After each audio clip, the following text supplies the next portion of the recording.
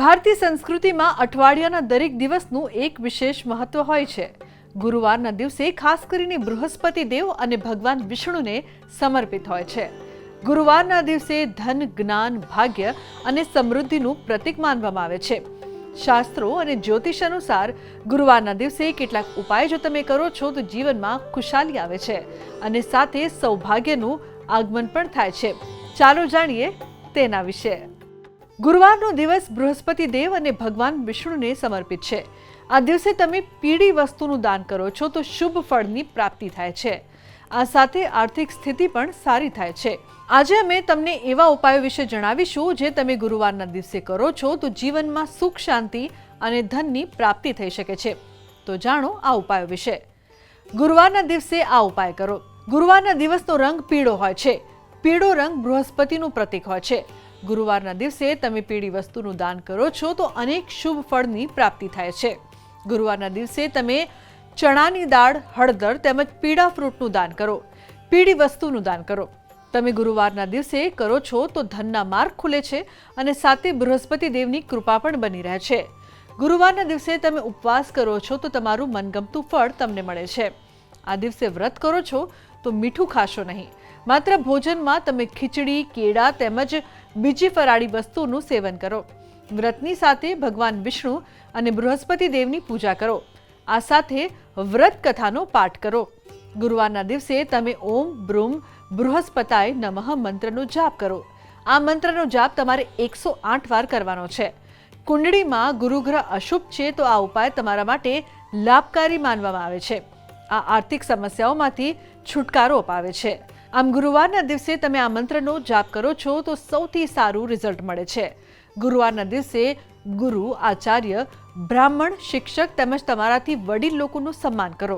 આ સાથે દાન કરો. ગુરુવારના દિવસે ભૂલથી પણ કોઈનું અપમાન કરશો નહીં. આમ કરવાથી તમને આર્થિક સમસ્યામાંથી છુટકારો મળી શકે છે. ભગવાન વિષ્ણુને પ્રસન્ન કરવા માટે તમે કેળાના ઝાડની પૂજા કરો. કેળાના ઝાડની પૂજા કરવાથી શુભ ફળની પ્રાપ્તિ થાય છે. આ સાથે ધનની પણ પ્રાપ્તિ થાય છે. મનુષ્યના જીવનમાં બુદ્ધિ ઘણી વધારે હોય પણ જો જ્ઞાન ન હોય તો, કારણ કે બુદ્ધિ તો સેલ્ફિશ છે, જ્યારે જ્ઞાન એટલે ગુરુ એ બધાનું સારું વિચારનાર ગ્રહ છે. આપણા કુંડલીમાં ક્યાંક ને ક્યાંક ગુરુ મહારાજની સ્થિતિ ન સારી હોય તો અવશ્ય તમે ગુરુવારના દિવસે ભગવાન નારાયણની પૂજા અને ગુરુજીએ આપેલા મંત્રોનું તમે વિશેષ મંત્ર જાપ કરી પૂજા કરો તો અવશ્ય તમારો ગુરુગ્રહ પ્રસન્ન રહે છે. નારાયણની પૂજા કરવી જોઈએ. પીળા કલરના વસ્ત્રો ધારણ કરી પીળા કલરની દાળ વગેરે એ ભોજનમાં રાખી અને મીઠા વગરનું ભોજન કરી અને તમે જો વ્રત કરશો તો અવશ્ય ગુરુ મહારાજની કૃપા, ગુરુ ગ્રહની કૃપા તમારા ઉપર વરસશે. આગળ વાત કરીએ તો પીળા કલરના દાન, પીળા કલરનું વસ્ત્ર, પીળા કલરનું કેળું જે ફળ આવે છે એ, દાળની વસ્તુઓ વગેરે તમે ગરીબોને આપી શકો છો.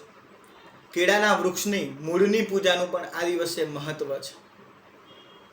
પીળા કલરનું જેને કહેવાય સુવર્ણના દર્શન અથવા તો સુવર્ણ ધારણ કરવાથી પણ ક્યાંક ને ક્યાંક ગુરુ આપણા ઉપર વિશેષ કૃપા રાખે છે. ગુરુ સમાન જે પણ વડીલો છે, જે ગુરુઓ છે, એમનું ક્યાંય અપમાન ન થાય એનું વિશેષ વાત આ દિવસે ધ્યાન રાખવું જોઈએ. અને ગુરુ એટલે કે કહેવાય છે કે મારું તો સારું થાય પણ સર્વસ્વ આખી દુનિયાનું સારું થાય એવા વિચાર શૈલી સાથે તમે જો ચાલશો તો અવશ્ય ગુરુ મહારાજની કૃપા એટલે કહેવાય કે નારાયણની કૃપા તમારા જીવનમાં વધશે. તો આજના અમારા આ અહેવાલમાં બસ આટલું. ફરી મળીશું એક નવી અને મહત્વપૂર્ણ જાણકારીની સાથે. પરંતુ આ વિડીયો આપ ખાસ લાઈક કરજો અને વધુમાં વધુ શેર કરજો જેથી બીજા લોકો સુધી પણ આ મહત્વની જાણકારી મળી શકે. નમસ્કાર.